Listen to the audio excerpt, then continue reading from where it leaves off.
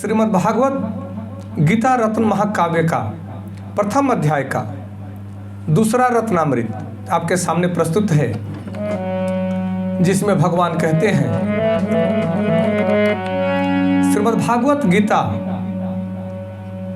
यह साक्षात परमेश्वर के स्वर से प्रकट हुआ यह महाकाव्य, यह महाग्रंथ हम सबके जीवन के लिए, संपूर्ण मनुष्य जाति के जीवन के लिए अत्यंत अद्भुत दिव्य ग्रंथ है, जो हमारे जीवन को श्रेष्ठ बनाता है और मोक्ष की प्राप्ति में अहम भूमिका निभाता है। रत्नामृत आपको, आप सब अपने घर पे रत्नामृत का भजन अवश्य करें। रत्नामृत का एक एक शब्द अत्यंत अद्भुत और दिव्य है। आइए शुरू करते हैं कि जहां ईश्वर साक्षात गोविंद बन के आते, जहां ईश्वर साक्षात गोविंद बन के आते, वहां प्रेम श्रद्धा से जग को सजाते, वहां प्रेम श्रद्धा से जग को सजाते। जैसे कृषक माली पौधों को सींचे, जैसे कृषक माली पौधों को सींचे, व्यर्थ घास झाड़ों को जड़ से मिटाते, जो भी निर्बल को बल से सताए, जो भी निर्बल को बल से सताए, उन दुष्ट पापियों को यम बन के खाते, उन दुष्ट पापियों को यम बन के खाते। त्रिभुवन श्री कृष्ण आतताइयों का नाश करे, त्रिभुवन श्री कृष्ण आतताइयों का नाश करे, साधु संत प्रजाजन को निर्भय बनाते।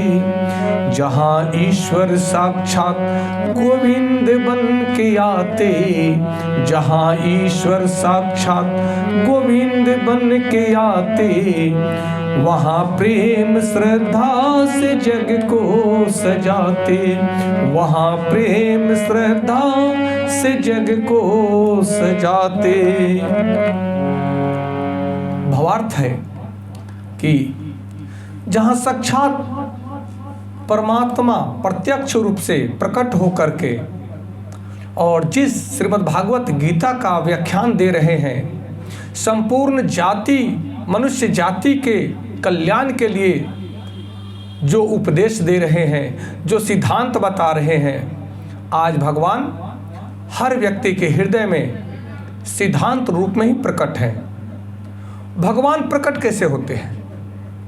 भगवान आप ही के रूप में, आपके विचारों में, आपके भावनाओं में, आपके कर्मों के द्वारा प्रकट होते हैं। इस भाव को समझना अति आवश्यक है कि भगवान आपको अन्यत्र से कहीं प्रकट नहीं होते। भगवान आप ही के रूप में विचार बन करके, प्रेरणा बन करके, कार्य करने की क्षमता बन करके, कमजोरों को निर्बलों की सहायता करने के लिए बल बन करके आपके अंदर प्रकट होते हैं। भगवान कहते भी हैं कि मैं वह बल हूं जो निर्बलों को सहायता देता है, परंतु मैं वह बल नहीं हूं जो निर्बलों पे अत्याचार करता है। मैं वह बल हूं जो सबके कल्याण के लिए कार्य करता है। मैं उसका शक्ति बन करके उसके अंदर प्रकट होता हूं। जो वक्ता है, उपदेशक है, उसके अंदर मैं विचार बन करके प्रकट होता हूं। मैं हर श्रेष्ठ मनुष्यों के प्रेरणा बन करके उसके मस्तिष्क में प्रकट होता हूं। कर्म करने वाले हर व्यक्ति के, शुद्ध कर्म करने वालों के मैं उस कर्म का शक्ति बन करके प्रकट होता हूं। इसलिए हमें अन्यत्र भगवान को ढूंढने की आवश्यकता नहीं है, भगवान को अपने अंदर प्रकट करने की आवश्यकता है। इस आध्यात्मिक विज्ञान को जो व्यक्ति जानता है, स्पिरिचुअल साइंस को जो व्यक्ति समझ जाएगा, वह इधर से उधर भटक नहीं सकता।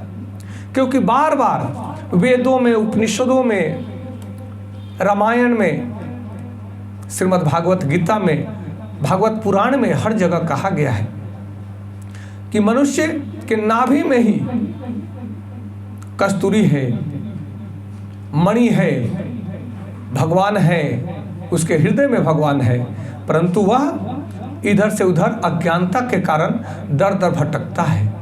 जैसे मृग के नाभि में कस्तूरी होते हुए भी वह कस्तूरी के सुगंध से वह दौड़ता है कि यह सुगंध आ कहाँ से रहा है, परंतु उसको ज्ञान नहीं है कि यह सुगंध मेरे नाभि से आ रहा है, मैं ही इस सुगंध को धारण किए हुए हूँ, मैं स्वयं कस्तूरी का स्वामी हूँ। वह अज्ञानता में अपने स्वरूप को नहीं जानता, इसलिए वह जंगल के कण कण में इधर से उधर भटकता है, दौड़ता है और अंततः वह कहीं न कहीं शिकारी भेड़ियों का, शेरों का शिकार हो जाता है। इसी प्रकार हम सबका जीवन है कि हम अपने स्वरूप का ज्ञान जब हमें नहीं होता है, तब हम इधर से उधर भटकते हैं, दौड़ते हैं, कोई मुझे कुछ दे दे। परंतु इस बात का ध्यान रखना अति आवश्यक है कि राजा का पुत्र राजा होता है, परमेश्वर का पुत्र परमेश्वर के स्वरूप का होता है। परमेश्वर ने हम सभी मनुष्यों में अपने अंश का हर शक्ति समाहित किए हैं। आवश्यकता है हमें उन शक्तियों को अपने अंदर जागृत करने का। ये प्रवचन की स्थिति सार्थक कब होती है? इस सिद्धांत की प्रवृत्ति कब सार्थक होती है? जब आप तक ये सिद्धांत पहुंचता है तो यह नहीं कि मैं विद्वान हूं, मैं ज्ञानी हूं। आप स्वयं विद्वान हैं, स्वयं ज्ञानी हैं, परंतु जब कोई बात करता है तो उस बात को सुन करके, देख करके अपने अंदर की शक्ति जागृत हो जाती है। और हमारी भावना यही है कि श्रीमद् भागवत गीता के सिद्धांत को आप तक पहुंचाएं और आपकी सोई हुई शक्ति को जगाएं।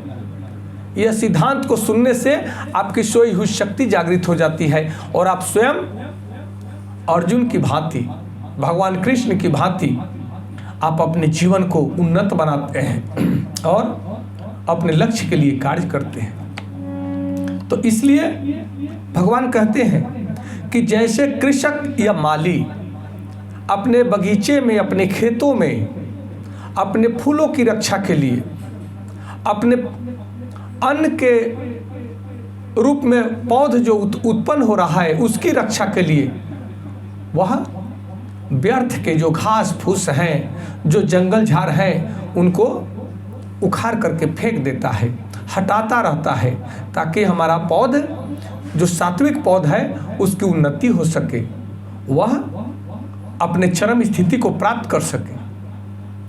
अगर वो न किया जाए तो ये घास फूस उस पौध को, उस फूल को, उस अन्न के पौध को आगे नहीं बढ़ने देंगे। यही भगवान जो धर्म पिता हैं, भगवान श्री कृष्ण आपके रूप में, हमारे रूप में, सबके रूप में प्रकट होते हैं। अगर आप ज्ञान की चर्चा करते हैं तो वह ज्ञान रूप में आपके अंदर ही प्रकट होते हैं। आप किसी के सहयोग करते हैं तो वह आपकी शक्ति बनकर के सहयोग की भावना को जागृत करते हैं। इसलिए हमें हर पल भगवान की भांति हमें हमेशा दूसरों के सहयोग करना है, दूसरों की रक्षा करना है, अधर्म न बढ़े इसके लिए सदैव तत्पर रहना है। ये हम सबका परम कर्तव्य है, क्योंकि भगवान आतताइयों का नाश करते हैं। आतताइयों का नाश करके साधु संत और प्रजाजन को निर्भय बनाते हैं। दुष्ट पापियों को वे यम बन करके खाते हैं, यम के रूप में प्रकट हो जाते हैं दुष्टों के लिए, पापियों के लिए, अधर्मियों के लिए। परंतु आवश्यकता है हम सबको प्रेम और श्रद्धा के साथ में उस गोविंद को, उस श्री कृष्ण को, उस परम विष्णु को हमें ध्यान करना चाहिए, उनका चिंतन करना चाहिए, उनके नाम का स्मरण और जाप करना चाहिए। यही तपस्या है। इसलिए हम सब मिल करके सदैव ही इस भाव को समझें कि कृष्ण तत्व क्या है, श्रीमद् भागवत का सिद्धांत क्या है। जिन्होंने पढ़ा श्रीमद् भागवत गीता को, उनका जीवन बदल गया। आप भी एक बार अवश्य पूरे श्रीमद् भागवत गीता का अध्ययन करें, एक एक श्लोक के भावार्थ को पढ़ें, आपका जीवन धन्य हो जाएगा। और उसके साथ आप हमारे साथ जुड़ करके ऑनलाइन आपस में हमें सुने। कुछ कमेंट है, कुछ क्वेश्चन है, प्रश्न है, आप हमसे करें, क्योंकि ध्यान रहे हम बहुत ही गहराई से सनातन धर्म के सिद्धांतों को रिसर्च करते हैं, विश्लेषण करते हैं, और हम पाते हैं कि कहीं से भी